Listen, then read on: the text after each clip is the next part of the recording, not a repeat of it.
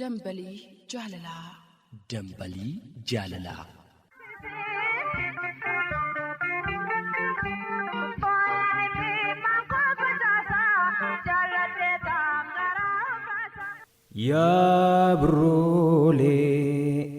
Yaa biroolee kottu malee kophaa kun jira qallayyoo mudhiin fo'ame jira. Eenyu kan na waamu ati isa jirta jaalalli.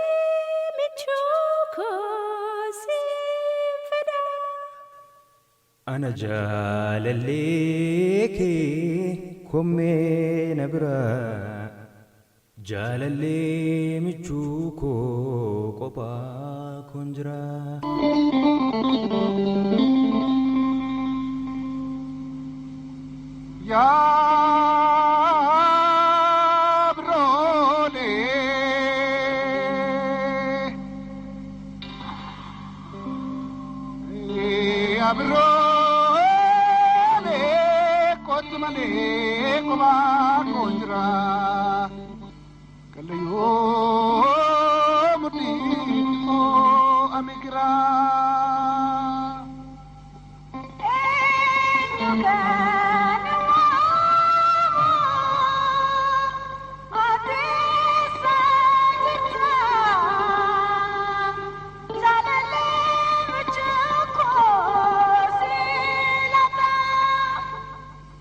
Ana jaalallee kee koomee na biraa jaalallee michuu koo kophaa kun jira.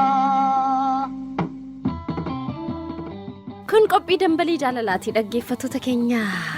Jaalalleewwan lamaan gaafa walirraa fagoo jiraatanii wal arguudhaaf gaafa hawwan kallattii garaagaraatiin yaada waliif qabanii ni ibsatu jechuudha. Isuma laalchisuudhaan nutis waan gabaabduu kana kan isin biraan keenya. Weedduu baay'ee bareedaadha. Jaalalleewwan lamaan gaafa wal yaadanii kottu kophaa kun jira wala hagarru dharraa baana gaafa waliin jedhanidha. Wal yaaduun kun ulfaataadha. Amma immoo yeroo ayyaana waggaati. Ayyaana waggaa kanarratti immoo yeroo baay'ee carraan itti manaa bahuudhaaf qaban dhiphaadha jechuudha. Keessaa shamarran. Shamarraniif egaa tarii hojiin mana keessaas waan baay'atuuf waan ayyaanaa kana dhangaa ayyaanaa qopheessuudhaaf gabaa ayyaanaa deemu. Maal kana wal qabatee isa duwwaa osoo hin ta'in amma gaafa ayyaana waggaa nama keessummeessuu namni hariiroo hawaasummaa waan jiruufi keessummaan ni dhufa. Keessummaa sana keessummeessuu namaaf laachuu obaasuun kun irra caalaa kanuma shamarraniiti waan ta'eef carraan itti jaalalleewwan lamaan wal arguudhaaf qaban dhiphaadha. Baay'ee dhiphata. Nutis isuma sababeeffanneetu. Egaa akkasii tarii jaalallee michuu koo kophaa kun jira jedha sirbacharraas mijeeffatanii eessatti wal agarraa yoom wal agarra jedhanii kottu kophaa kun jira haala kanaan wal beellamuu hin danda'ama.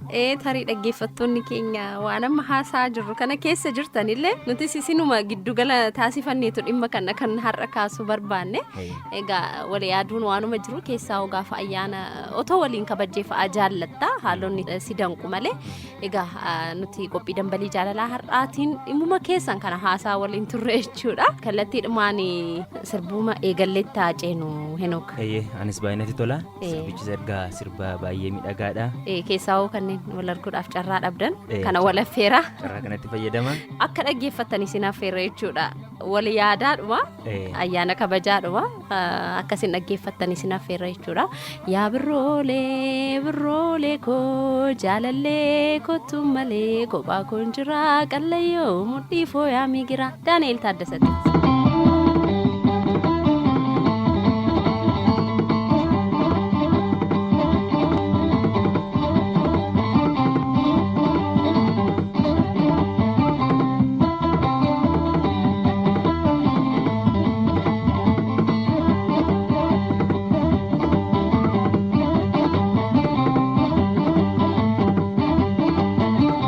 Yaa biroolee koo jaalallee.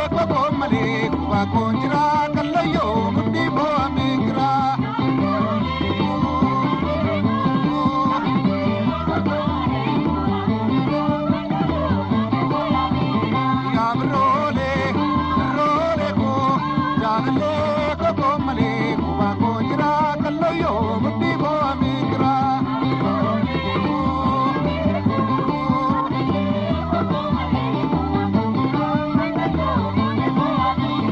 Yaa birroolee abaaboo daraarte birroolee koo mana keessan jira. Yaa birroolee gabaatee nanaatu birroolee koo jakkee laala. Yaa birroolee bishaan lafa jeete birroolee koo qabeerra raasni. Yaa birroolee sigaallee haadhame birroolee koo garaana raasni. Yaa birroolee koo jaalallee koo malee waa koo jira kallayyoo mudhii boo'amee jira.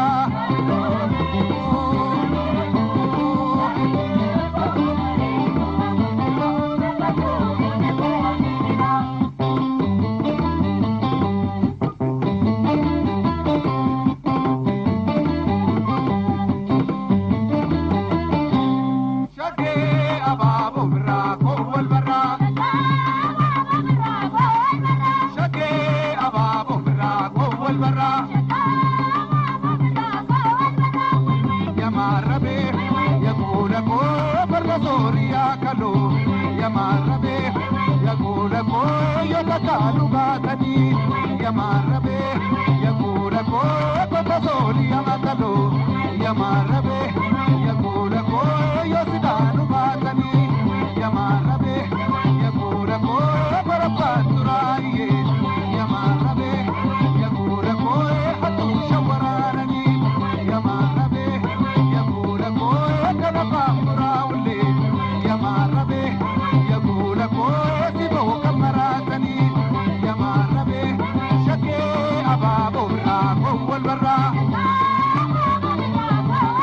Shaggee abaaboo birraa koo wal barraa.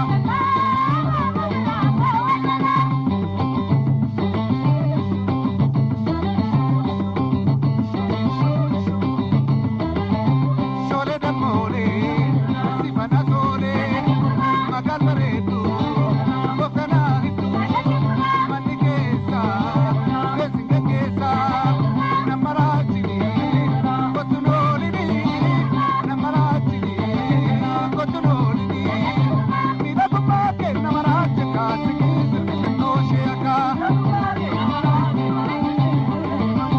miidhagummaa kee nama raacha kaasi sirbi xinnoo ishee akka.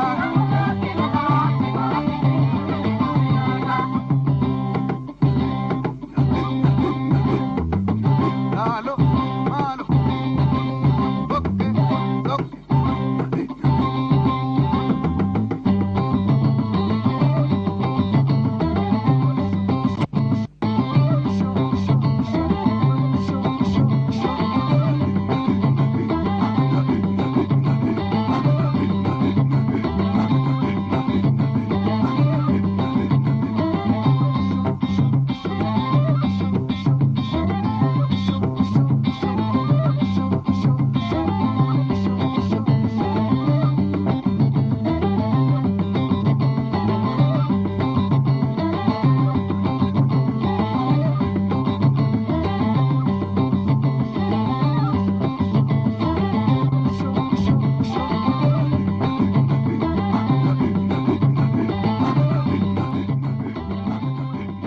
Sirbicha isin biraan geenye egaa isinis akka itti bu'aaraa turtan abdii guddaa qabna dhaggeeffattoota keenya. Nuti illee itti bu'aaraa turre Henook. Nutis baay'ee itti bu'aarreerra. Sirba bubbuleedha. Sirba duriiti. Sirba baay'ee bareedaadha.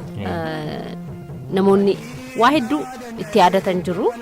Dur gaafa dhaggeeffatan jechuudha. Egaa sirbichi sirba bohaarsaadha keessaa sirboota jaalalleewwan lamaan yaadduuf yaada qaban itti ibsatanidha jechuudha. Kabajamtoota dhaggeeffattoota keenya egaa kun qophii dambalii jaalalaati. Itti fufnee jirra Henook ayyaana waggaadha.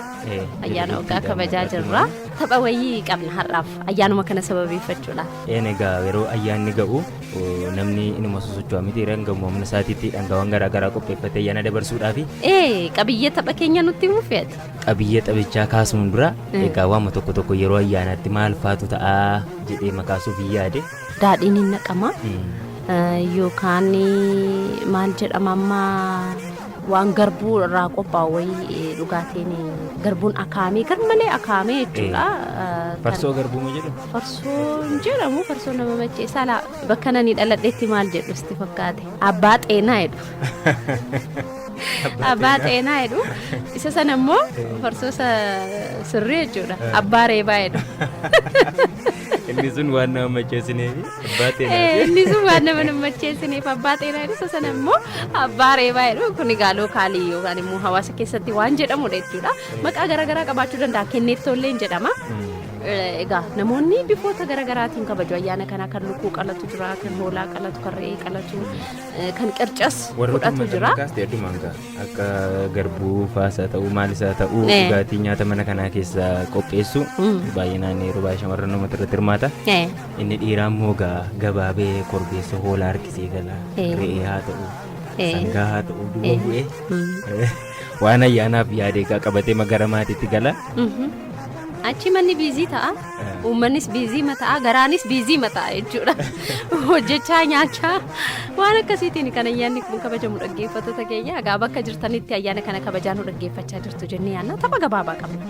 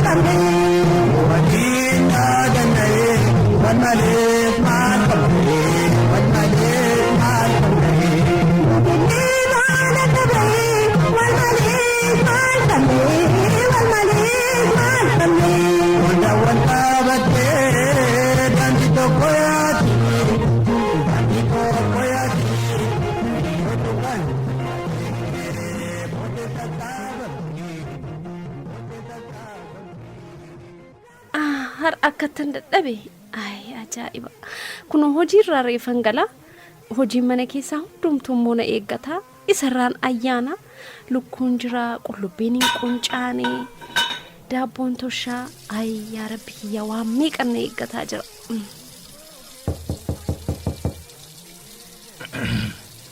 Akkam oolte bareedduu ko. Jira kunoo seeni.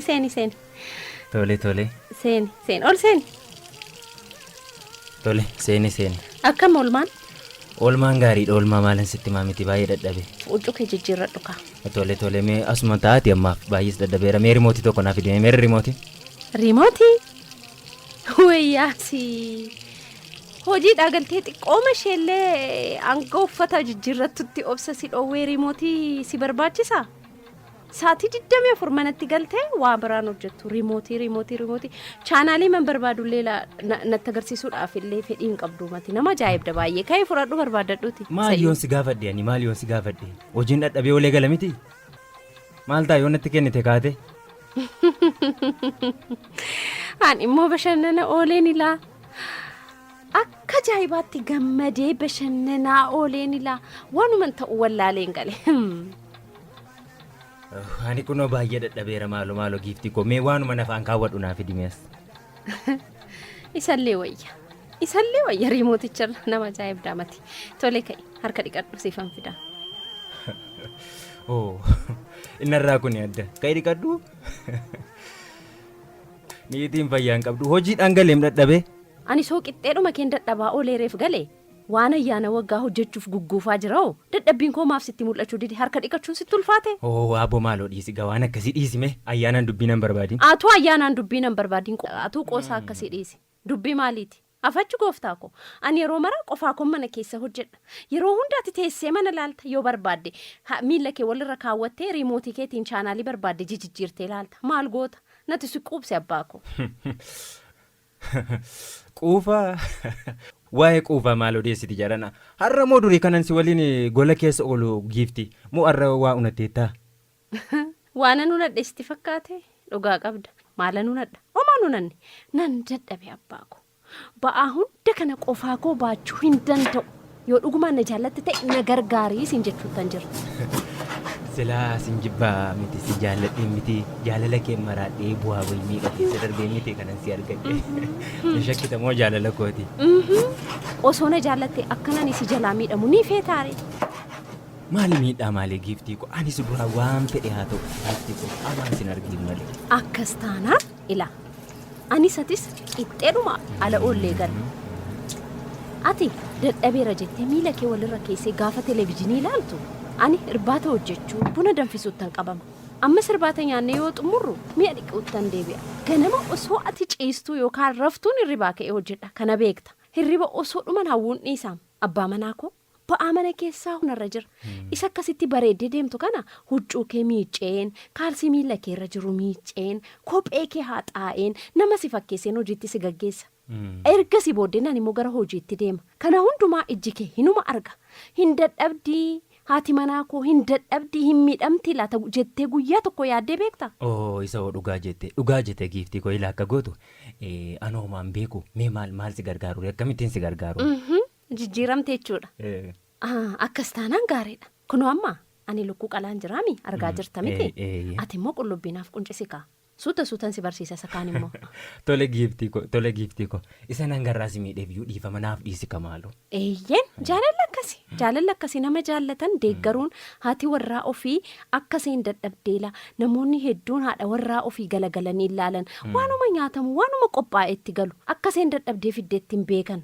Dabalataan gaafa seen dhukkubsattee sireerra ceestu rakkatu isa duwwaas miti gaafa seen garmalee dadhabdu dhukkuba garagaraatiif illee saaxilamuu dandeessi. Yeroo kana lamaanuu qixxeema miidhamu gaa. Egaa yoo dhuguma jaallata ta'e abbichi garmalee miidhama jechuudha. Garuu akka kee kana qalbii jijjiirratee ofitti deebi'ee haadha manaa koo nan jaalladha jaalalli dhugaan isa kana laa yoo haadha manaa kee jaallattee dadhabbii ishee ba'aa isheetti dhiisuu hin qabdu. Jaalala kan ibsu tokko kanadha waan ta'eef ammaaf si dhiisee abbaa manaa koo atumti na hubadhu. Jaalalli dhugaan kunoo akkasi. Giiftii koo si hubadhe kunoo. Jedhi quncisi. Maal inni nama guba? In guba baay'ee jedhe. Nama guba baay'ee. Otuma nama gubu quncisu abbaa manaa koo otuma nama gubu anis otuma akkasitti na gubuun bare atis adeemsa keessa inuma barta rakkoon qabu jaalalli waan danuu nama barsiisa. Jetteere erga ta'e. Eeka ayyaana akkasitti kabajanii wal gargaaranii waliin dabarsuutu gaariidha. Yaadannoo gaariis nama keessatti dhiisee darbuu danda'a abbaa manaa koo. Tole giiftii kunoo akkas wayyaanis si hubadhe. Jedhi jabaadhoonis nan miicca. Anis lukkittiin miicca. Atis jedhi jabaadhu. Tole.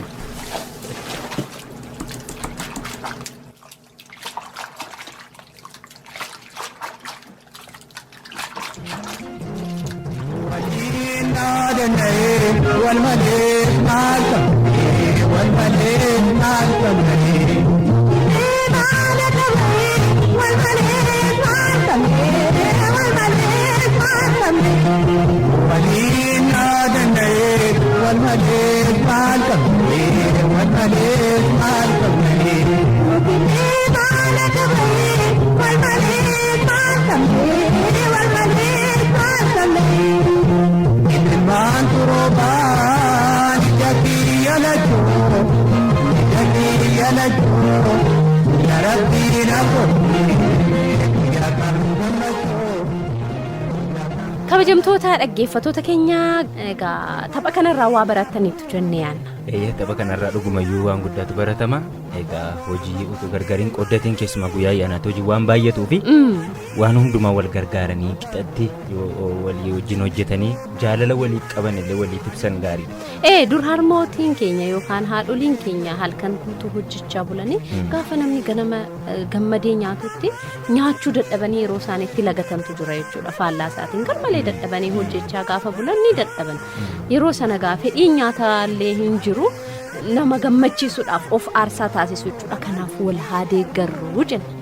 Wal deeggaruu wayyaa yoo sana ta'e egaa jaalalli maatiillee jabaachaa deema waan ta'eef waan hundumaa qixatti gammachuutti guutachuudhaaf wal deeggaruun baay'ee barbaachisaa. Hayyee dhaggeeffattoota keenyaa taasisuudhaan mijuu walaloo qabna.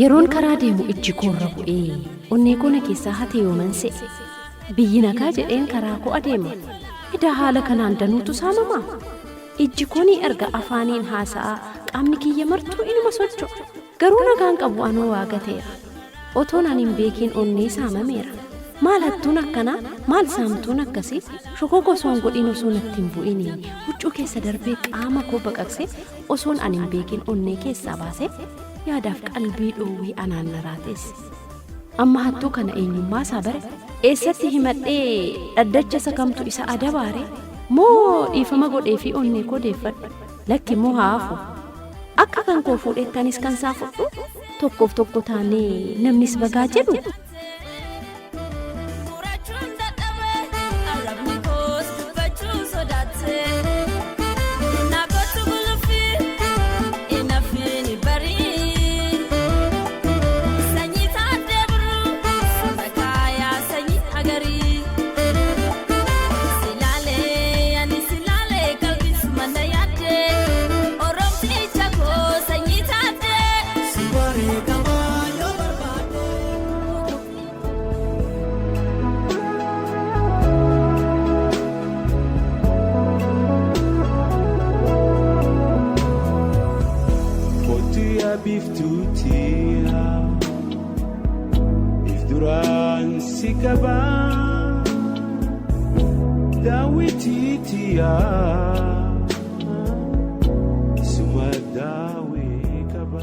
Wadaroon cinne kutee si baasee maatii jalaa sodaattee maaf callistaa dubbadhu kayyaantala adeemsi karaa keenyaa ta'ee ijaan wal argaa dubbii maaf ukkaamsitaa meenaaf dhaamimee ergaa alaalatti nan eessiin akka ijaaf adaamii sagalee kee qabbanaan har'as kottu na waami kuulanii too siddisee kan luuccaan eegee fardaa kan funyaanni konkonaa miidhaginni kee addaa kiyyoof dhorkaa maraa keessaa baane har'aa fuula kee nan eessiin walaa baanuu dharraa yaa hulqala gabbaa koo yaa allayyaa mogorii kan kaleessaa dabarree rabbi jira kan borii adamsituuf odeessituu dhaameera gartuun ijaa baasi yaada kuustee keesse harri waan hundaaf mijaa ukkaamsamee raafamnaan aannanu hubboo cabsaa si yaada kana marartaa keessi koomimmaan cobsaa bareedduun talamootii kan guntutni qara cuubee hin callisiin haasa'ii qalloo kiyya yaalubee dumbushee sororootoo mee fudhu surree kiyyaa surree maatiin naan loluu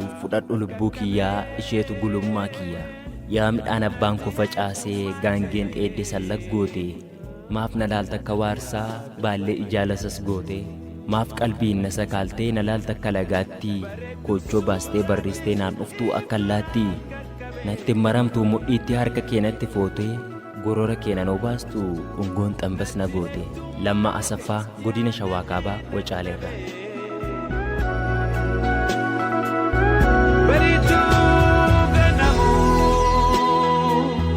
Waariitu galgaluu na duraa mul'atta yaada ooleen buluu bariituu ganamuu waariitu galgaluu na duraa mul'atta yaada ooleen buluu.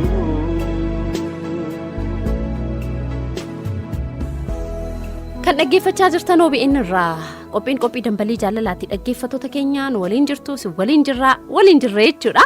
Ammas itti fufnee jirra miijuu walaloo keenyaa dhaggeeffannee jechuudha. Taansuudhaan mudannoo qabna. Mudannoon kunis egaa seenaa jaalalaa barataa tokko irratti kan qindeeffanneedha. Gara godina Shawaa Kaabaa Yuunivarsiitii Salaaleetti imaluudhaan achitti waan qindeeffannee qabna. Kutaa tokkoffaasaa simbiraan keenya. Torbee dhufummoo kutaa lammaffaasaa qabannee dhiyaanne jechuudha. Kutaa tokkoffaasaa keessatti mudannoosaa maal nutti himuuf jira dargaggeessi kun walumaan dhaggeeffannu.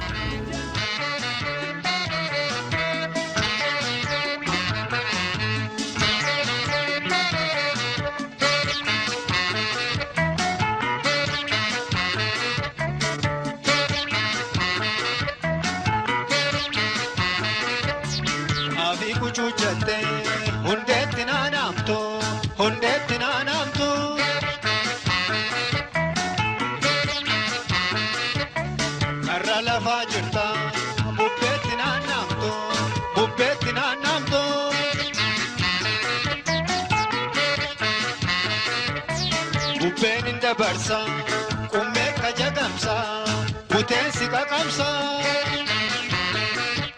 Maqaan kiyya Barataa Sisaay Gadaan jedhama. Yuunivarsiitii Salaaleetti baradha. Barataa waggaa 3ffaati. Mudannoon kiyyas waggaan baran kutaa 10 baradhu ture.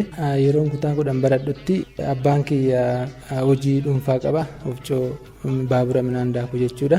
Akka carraa ta'e ibsaan yeroo san galgala dhufti. Guyyaa ibsaan hin jiru ture. Yeroo sanitti ani miizanarraan hojjedha jechuudha. Ofcoorratti tilmaamarra tilmaama isaatirraan hojjedha. Innaa guyyaa barnoota galgala sanan hojjedha. Ijoollee baay'eetu dhufee maatii wajjinis haa ta'uu obboleeyyii wajjinis hiriyoota wajjinis hin dhufu turani. Sa'aatii toora tilmaama sa'aatii 5ti. Micoo wayii hiriyaashii wajjin dhufti.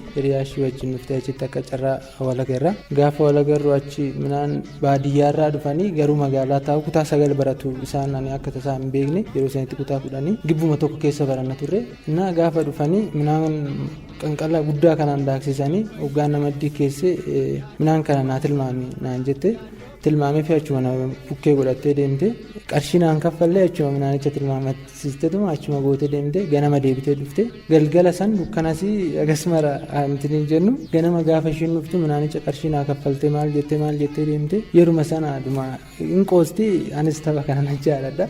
Gaafanni ati yeroo isheen utuu qarshii hin kaffaliin deemtu sana yeroo sanitti maallaan jette ganaman deebi'ee fudhadha waan akka jechuuti namni baay'ees yeroo sanitti halkanii kun harreetti fe'atanii deemu kun gaariidhaan maaliif fudhatu waan ta'eef anumaan jenneen gaafa ishiin achi deemtu ganamuma deebitee fudhattiidha waan jiru. Innaa akkana jettee ganama osoo taphannu qarshii naa kaffaltee minaanicha kennee fi baasee fi gara barumsaa tan deema waan ta'eef hoggaan gara mana barumsaa ga'u ishiinis mana barumsaatti dhufte.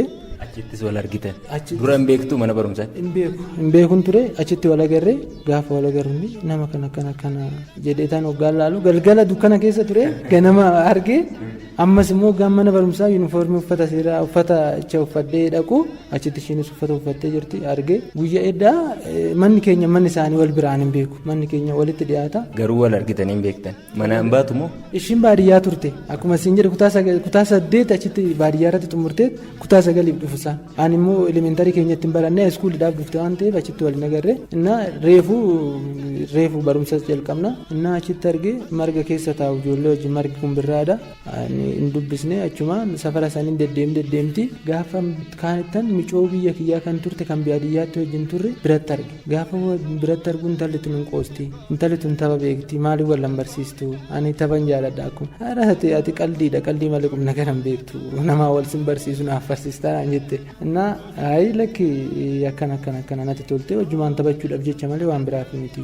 jennee gaafa wal barsiistu bilbila wal jijjiirre ina haasofnaa yeruma keessa osoo haasofnu yaadaan kaaseef yaada jaalalaa jalqaba xabuma ture jechuudha akkuma jette sana xabumaanitti sittee akkam isheen hin taphatti turte qoosaa walii bilbilee yeroo sanitti walii bilbilee umaa osoo waliin hin jedhu osoo taphannu osoo kofallu bakka yeroon numaa wannan biraa umaa waliin hin jennu kanuma keessa adeemsa keessa natti tolaa dhufte yaadicha nan kaaseef yaadan kaaseef ishiinis baay'ee waan natti tolee turee fi akkana nama akkanaa wajjinan ture waan akkanaatitti addaan baane ammatti akkanatti jira yaada kiyyaan fudhatte. Yeroo yaada sanatti kaaftu sin jaalladhe jettee yeroo ati ibsituu fi maal isheetu si hawwate ati amala haa ta'uu bifa haa ta'uu akkamitti ilaalte si boojite? Ani akkuma dura sitti ni qoostii hin taphatti anis immoo taphan jaaladha bakka yeroo baay'ee sammuu kiyya cinqee yeroo baay'ee waqa sammuu kiyya of gooluu osoo hin taane taphumaa nama salphaa ta'uu hin jaaladha innaa ishiinis nama akkasii turte akkana bakka amma akkamitti asitti mataa dandeessi innaa walitti dhiyaachuun kanuma keessa dhufte taphuma isheetiin na booji'eessiin jedha jireenya akkamitti sitti himuu hin danda'u jireenya wajjin dabarsuu jammarree addunyaa abuuruu jalqabne wajjin guyyaatti yeroo 3 yeroo 2 walii bilbiluu baanne walitti muufanna galgala bakka maaliif akkana waliin jenne walitti muufachuu irra geenyaa jechaadha. Amma kana waa jaalala keessanii odeessitu?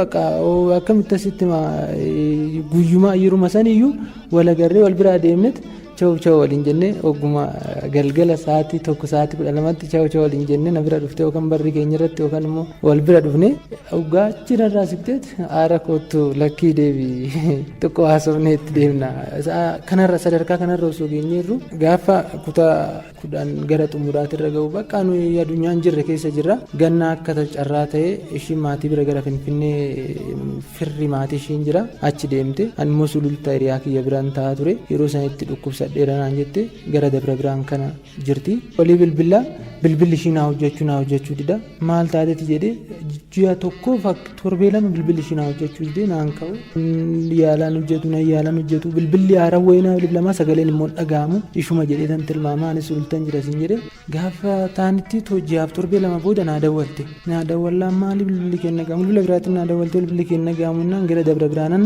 dhukkubsadheetan jira gara dabra biraan kana sabalaa keessan jira maal laan jette maal akkana akkam taatire amma fayyaan jira naan jette ani ishiin iyyuu hin dhiphataa waan akkasii ta'a hoggaan amma yaadu hin dhiphataa waan akkasii ta'a waan jaalanan ishiidhaa qabu beekte waan ta'eef hin dhiphataadha waan akkasii ta'a waan jettee yaaddee natti fakkaata sana hundaayyuu na dhuskite innaa gaafa fayyite ani fayyee bakka guyyaa lama booda asii beetan gara finfinnee dhufa finfinnee waan dhufe immoo sibiraan dhufa Ogira guutuun goru naan jette kana jechuun maal jechuudha erga fayyitee erga maal jettee rakkattee gidiraa meeqa keessa darbite naa bilbilte gaafa akkas naan jettu akkamitti maammaan aduskite jennaan bilbila kiyya finfinnumatti naa gatanii deemanii emerjensii waan ta'eef na fudhataniitu magizma isaan deemanii ani bilbila achumatti hin gatee dhufe bilbila namaatiin immoo asii hoggaassi bilbilu ni turkee hin hojjetu allayyaa wayii keessa hin jira sabalicha akkana naan jette ishiyoomnutti akkanatti guyyaa lama booda finfinnee dhuftee naa dawwalte anis gara maatittan deebi'ee wal agarree obboleetti ishii immoo wanni si dhibu ala jirti carraa ala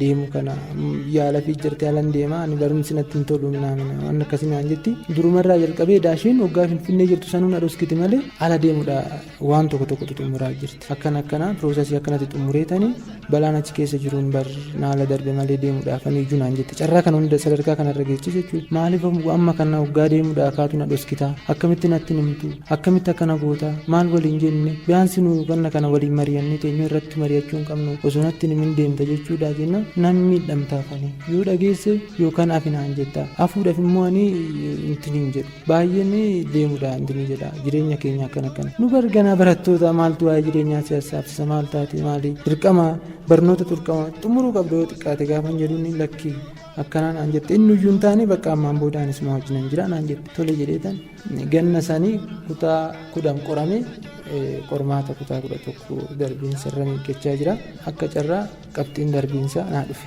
qabxiin darbiinsaa gaafa naa dhufu hin boochisiini maaliif boosaan atammaa caancotti galtaa gaafa asii na biraa fagaattaa yoo na biraa fagaatte akkana jireenyi keenya na irraaffatta na dagattaa naan jetti lakki waan akkasiiti miti ani torbeedhaan deddeebi'ee ilaala atis dhuftee na laaltaa jedhee osoo boossu gaafa fulbaanarra manni barumsichaa galmee dhabnu waame galmee deemee galmaa'ee gaafa mi'a kiyya qabadde maal obboleeyyan kiyya na geggeessaa jiran barri irratti baate hin boossi obboleessan kiyya ilaalu asii olii barri isaanii kaatti maddii dabarra na hin boossi maaliif boossi maal taate isaan sodaatti na geggeessuu isaaniifuu na geggeessuu sodaatteerti akkan dubbisuu barbaadde hin boossi lakki hin booyini ani kunoo mi'aachi godhadhee tan galgaluu kan nan deebi'ee dhufa saniin booda hin haasofna waan jiru jedhee tan itti hima tola naan jettee nan deeme.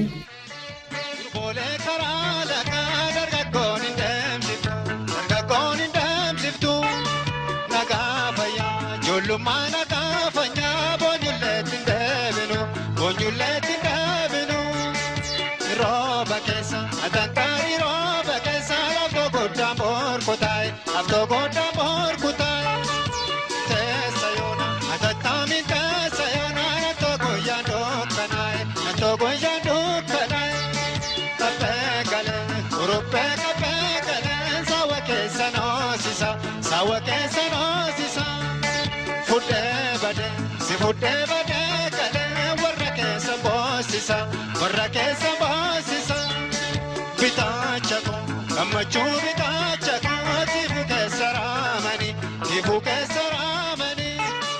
cinaachako ammadduu cinaachako sifu shannadaanani.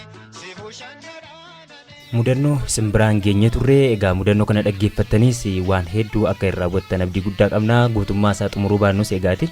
Egaa namni nama jaallate gaa ulfaataadha jaalalli kuni gaafa wal jaallattu waanuma jettu waanuma raawwanne fa'aa nan godha yookaan immoo nan raawwadha jettee fa'aa waadaa galuu kakachuu dandeessa. jaalala ho'aa keessa gaafa jirtu jechuudha. Gaafa darbu immoo seenaan biraa dhufuu danda'a waan ta'eef of eeggachuunis gaariidha. Gaafa jaalala ho'aa keessa gallu waadaa galuu irraa sotoo of qusannee gaariidha.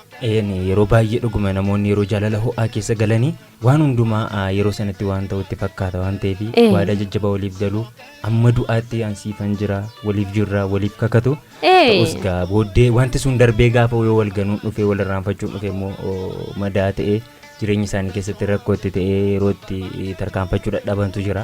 Seenaan dargaggeessa kanaas kanuma wajjiniin kan wal qabatudha. Gaa jaalala ho'aa sana keessa turaniiru dhumni isaanii immoo maal ta'a kan jedhuuf torbee dhufu obsaan nu eeggadhaa isiniin jenna dhaggeeffattoota keenya. Ittaansuudhaan xalayoota keessan har'aaf nu bira qaqqaban kan dabaree argatan jechuudha. Xalayoota dhaggeeffattoonni keenya nu ergan keessaa gaafa laallu kan ayyaana wajjiniin wal qabatu arganneerra waan ta'eef har'a isa isaan biraan geenye jechuudha. Xalayaaleen kunooti isin ammallee nu dhaggeeffachaa nu faana tura.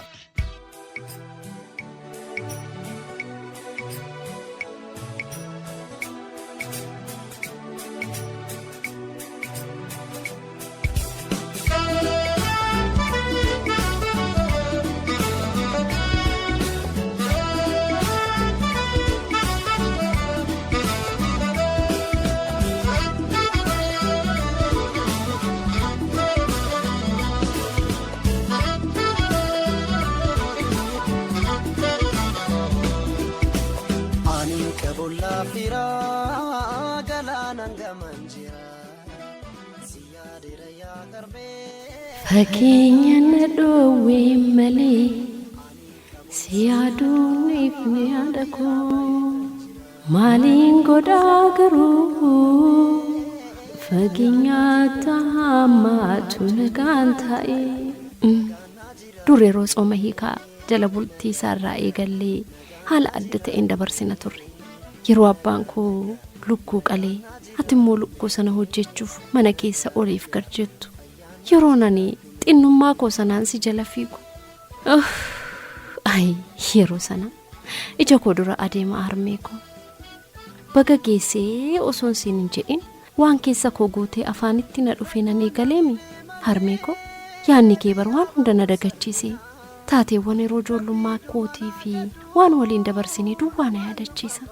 Baga geessee ayyaana kanaaf harmee koo ayyaanni akkam. Akkuma duriitti kabajaa jirtamoo dhiifteetta laata? Jireenyu akka durii miti beeka. Yeroo abbaan koo lubbuun jiru waan hunda hawwiidhaan gammachuudhaan eegna turre. Erga inni boqotee booda hunduu hiikanu jalaa dhabaa deeme. Harmee koo abbaa koo dhabus ati na waliin jiraachuun kee waan danuu na dagachiisee ture. Amma ergan sirraa fagaadhee booda garuu hunduu natti ulfaachaa dhufe. Keessattuu ayyaanni waggaa gaafa ga'u garaatu na boora'a.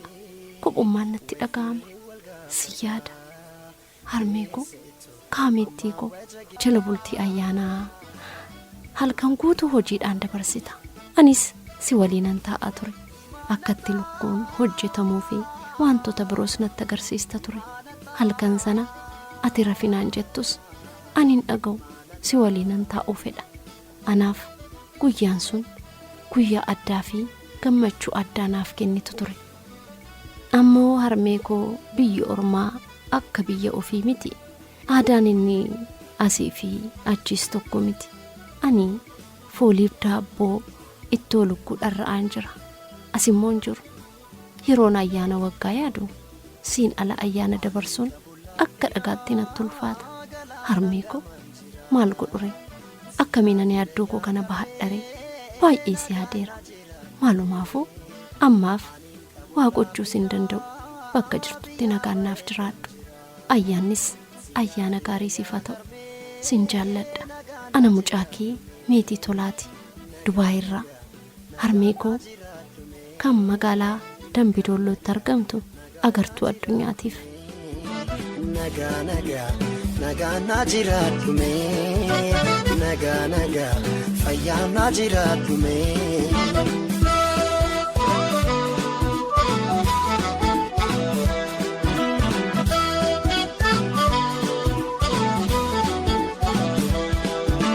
Hamasirraa qabu rabbiin si yaadabatu nagaan oliina bayi numriin si yaadeeratu. Namni kee fayyaa nagaan galee bobba'ii kiyyummaan homaa miti nagaadhuma naa ta'ii nagaa nagaadhuma naa ta'ii nagaa nagaadhuma naa ta'ii nagaa nagaadhuma naa ta'ii nagaa nagaadhuma naa ta'ii yaarmeetu ayyaanni hoggaa ga'ee weefirri wal gaafataa deesseetu amma wajjagee dhufaa amma sumatti imaanataa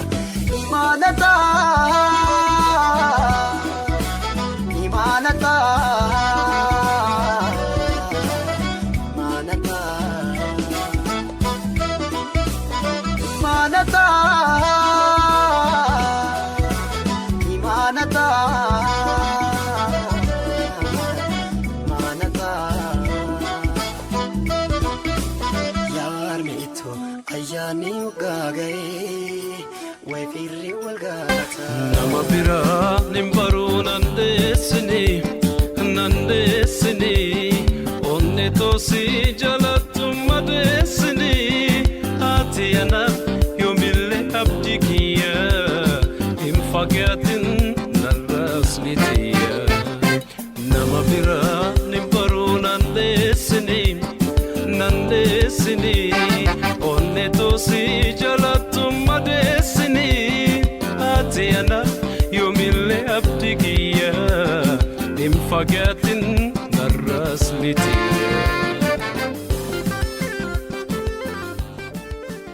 Maal jedhee akkan jalqabuun beeku wanti hundumtuu natti baay'atee duraaf duuba isaa wallaaluun barreessuu kootti fufa. Yaada sammuu koo goolee boqonnaa na dhowwuu kana tarii qalama koo fi waraqaa koo walitti rigee yoon obbaafadhee nagaa sin gaafachuu koos hin daganne. Akkam jirtu nagaa keessanii? Ani nagaa kooti rabbii naa galatu. Naakoo nagaa fayyaa keedhaa? Ani fayyaanii hin qaba. Garuu nagaa na dhorkitee jirta malee. Inni haa ta'u dhiisi. Bareedduu koo guyyaan si arge sana iji jaalalaan si laaltee keessoon namummaa koo gammachuun si simachaa lapheen koo siddoo lamatti banamee ati seente. Sana booda lapheen koo cufame. Kan banee si baasus ni dhabame. Kana jechuun ani wanta hundumaa caalaa sin jaaladha jechuudha. Yaa dhaggeeffattoota qophii dambalii jaalalaa. Mucayyoo kanaa wajjin jalqaba yemmuu wal barru sana. Namni ani jaaladhe kun akka carraa ta'e mana ollaa keenyaa tokko warra haboosii biratti galte. Nan yaadadha guyyaan ani jalqaba sodaachaa bilbila kee naaf himi ishiin jedhe. Anatu siif bilbila atumti kee naaf himi jettee bilbila koo narraa fudhatte. Egaa garaan jaallatee obsa beekaaree. Ani bilbila harayyaanaaf bilbilamu hundumaa ishumaan naaf bilbila natti fakkaata. Bilbilli koo waamuu yoon argu fuulatu na ifee keessi koo naasuudhaan guutama. Garuu maal godha? Yoon kaasuu nama kan biroo ta'uu bareen gadda. Guyyaa tokko akka carraa ishee argeen ati maaf naaf hin bilbille? Bilbila koo akkanumaan narraa fudhattee jedhee gaafannaan natti seeqxe. Homaa naaf hin deebisne. Anis marroo lammaffaaf haaya amma bilbila kee natti himi ishiin jedheen ishiinis bilbila biroo natti himte. Yeroon manatti galee bilbiluu fi bilbila na jalaa kaastee sagalee ishee kiilolee sanaan akkam nagumaa eenyu haa jedhu naan jette. Anis ittiin himu tilmaami sagalee kanan beektuun jedheen. Isheenis seeqaa amma si beekeera naan jette. Sanaan booda bilbilaan takka xabannee nagaatti waliin jennee cufanne. Ani yeroo marayyuu yoon bilbilee sagalee isheen dhageenye nagaan qabu. Isheenis darbee ofii isheen naaf bilbiluu eegalte. Oolee bulee ergan akka isheen na jaallattu tilmaameen turtii ji'a tokko booda gaaffii jaalalaa dhiyeesseef. Isheenis tolee anus jaalladheeraa naan jette. Baay'een gammade. Anis akkuma keen bobba'ee galuu gacciisee rafuu dadhabaan jira. Walaa gargaarru maaloo waliin jennee jaalalatti fufne. Boodarra guyyaa guyyaan wal arguun dhufte. Wal obsuu dadhabne. Wal arguudhaaf yeroon hundi nuuf mijaa'u. Guyyaa waliin oollee galgala waliif bilbilla. Kofallee xabanneen quufnu. Wanti ani dubbadhu hundi ishii gammachiisa. Anis osoon sagalee ishee dhaggeeffachaa oolee buleen quufu. Nagaatti waliin jennee bilbila cufachuuf kaanee ammas akka haarayaatti haasaa eegalla. Utuu haasofnuu sa'aatiin halkan keessaa 8 faa ta'a. utuma ciisnee walitti odeessinuu irriibni nu qabee yommuu dadhabnu akkuma bilbila gurratti qabannetti rafnee achumaan hafna. Bareedduu koo atu beekta akkaan hedduutu akkan si jaalladha. Egaa mechummaan keenya jabaatee guyyaa tokko soma waliif bilbiluun gidduutti waa yaadadhe. Jalqaba yommuu wal barru garuu ati maaliif bilbila kee akkasitti na dhorkite jennaan ani gaafas akkasiin seenee naan jette. Jaalalli kee natti dabalaa dhufe. Anis kunoo jaalala hanga hin qabneen si jaallachaa jira. Guyyaa tokko keessummaan ani hin beekne nama akka lubbuu kootti jaalladhu jaalallee koo bira dhufan. Anis akkuman argeen hirrifadhe keessi koo nagaa dhabe. Haa ta'uutii nagaa wal gaafannee wal barree osoo maasofnu galgala keessaa sa'aatiin 1:20 ta'e. Kana booda yeroo isaan itti gala deeman ga'e. Isaanis nagaan bulaa jedhanii galuuf ka'an. Hayyee isinis nagaan galaa jedheen manaa gadi baasee deebi'e. Jaalalleen too mucaa saahiba kiyya tokko waliin keessummaa dhufan geggeessuuf ba'an. Durumayyuu keessi koo nan amanne. Tokkittii koo fudhatan jedheen shakki. Geggeessanii yeroo deebi'an uftee morma kootti maramte. Maali maal taate naan jette. Homaa hin taane jedheen boo'ee imimmaan koo dhowwachuu dadhabe. Hanga sa'a 6 na bira turte. Anis boo'uu malee dubbachuu dadhabnaan nagaan naaf buli naan jettee deemte. Ganama gaafa bari'u sa'a 2tti bilbiltee na kaafte. Anis hirribaa ka'ee osoo inni qachaa jiru faxara naaf fiddee dhufte. Faxaruu dandeessu 8330 yaada keessan gabaabsitanii nu barreessuu dandeessu dhaggeeffattoota keenya. Har'a gaa qophii dambalii jaalalaa har'aaf jennee kanuma irratti goola buuf dirqamnee jirra. Torbee dhufu qophii kan biraatiin hanga walitti deebinutti torban kun torban nagaa fi kan jaalalaa ayyaanis ayyaana gaarii isiniif ta'uu jecha kan nagaa isinitti dhaammannu qopheessitoonni qophii kana Henook Baqqalaa fi Kebeekii Mul'ataati. torban gaarii ayyaana gaarii.